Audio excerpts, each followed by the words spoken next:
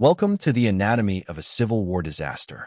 Before you is a stark operational map detailing the Battle of Fredericksburg, fought over 5 bitter days in December 1862. Observe the thick red line dividing the terrain. This marks the treacherous site of the first opposed river crossing in American military history, involving a staggering 199,000 combatants. This monumental clash also ushered in the horrors of unprecedented urban combat. Today, we will dissect the strategic blunders and brutal geography that orchestrated this devastating historical tragedy. Pressured by political urgency following Antietam, President Lincoln replaces General McClellan with Major General Ambrose Burnside, demanding a decisive victory before the Emancipation Proclamation takes effect on January 1, 1863.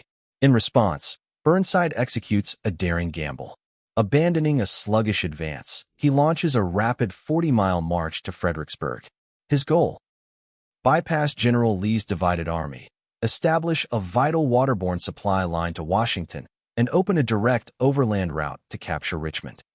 To manage his massive 120,000-man Army of the Potomac, General Burnside restructures his forces into 3 grand divisions: the right under Edwin Sumner, the center under Joseph Hooker, and the left under William Franklin, each commanding 2 corps. Though intended to streamline control over this immense force, this extra layer of command creates a cumbersome bureaucracy, one that will severely complicate crucial battlefield communications when time matters most. Burnside's rapid march catches Lee off guard as the Union vanguard reaches Stafford Heights on November 17th. However, administrative bungling delays the essential pontoon bridges, stranding the army without key engineers or transport horses. This critical delay squanders the element of surprise. While Burnside waits, General Lee aggressively mobilizes. Longstreet advances from Culpeper, and Jackson force marches 175 miles from the Shenandoah Valley. By the time the floating bridges finally arrive on November 25th, the strategic advantage has completely vanished.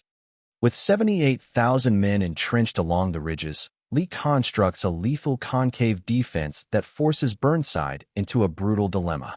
A direct assault on the center means marching straight into a devastating artillery crossfire from both flanks: Marye's Heights under Longstreet in the north, and Prospect Hill under Jackson in the south. With the center rendered suicidal, Burnside has no choice but to attack Lee's heavily fortified flanks. In the foggy pre-dawn of December 11th, the 50th New York Engineers attempt to bridge the river, but 9 separate efforts fail. Hidden within Fredericksburg's cellars and parlors, Brigadier General William Barksdale's Mississippi sharpshooters maintain a deadly fire, pinning down the engineers. Frustrated by the stalemate, Burnside orders 150 Union cannons to rain 8,000 projectiles onto the town over 2 hours.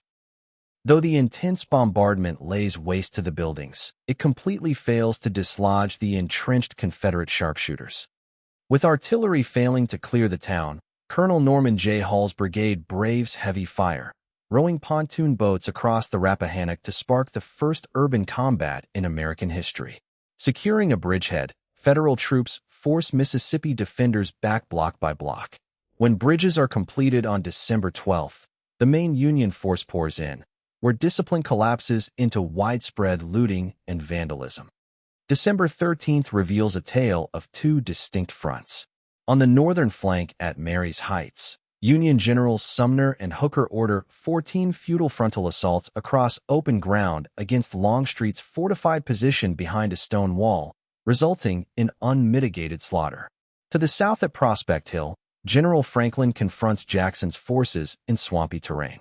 Though Union troops achieve a localized breakthrough through a hidden gap, the assault is left unsupported, turning a vital opening into a missed strategic opportunity. On the southern flank, vague orders stall Union momentum before the assault begins. Directed to seize, if possible, the heights with at least a division, General Franklin cautiously commits only a fraction of his 60,000 men. As Meade's 4,500 Pennsylvanians advance through the morning fog, they run into Major John Pelham, the 24-year-old commander of J.B. Stuart's horse artillery. Continually shifting just 2 guns, Pelham unleashes devastating enfilading fire, single-handedly holding off Meade's entire division for nearly an hour. On the southern flank, vague orders stall Union momentum before the assault begins. Directed to seize, if possible, the heights with at least a division, General Franklin cautiously commits only a fraction of his 60,000 men. As Meade's 4,500 Pennsylvanians advance through the morning fog, they run into Major John Pelham, the 24-year-old commander of J.B. Stuart's horse artillery. Continually shifting just 2 guns, Pelham unleashes devastating enfilading fire, single-handedly holding off Meade's entire division for nearly an hour. Confederate Lieutenant Colonel Edward Porter Alexander famously declared, "A chicken could not live on that field when we open on it." The terrain made Marye's Heights a lethal trap. Union soldiers had to bottleneck across narrow canal bridges, reform under artillery fire, and charge up a 400-yard open, muddy slope. Waiting at the crest were massed artillery and infantry protected behind a 4-foot stone wall along the sunken road, turning the assault into a devastating meat grinder. Throughout the afternoon at Marye's Heights, Burnside stubbornly feeds 7 divisions into a wall of fire.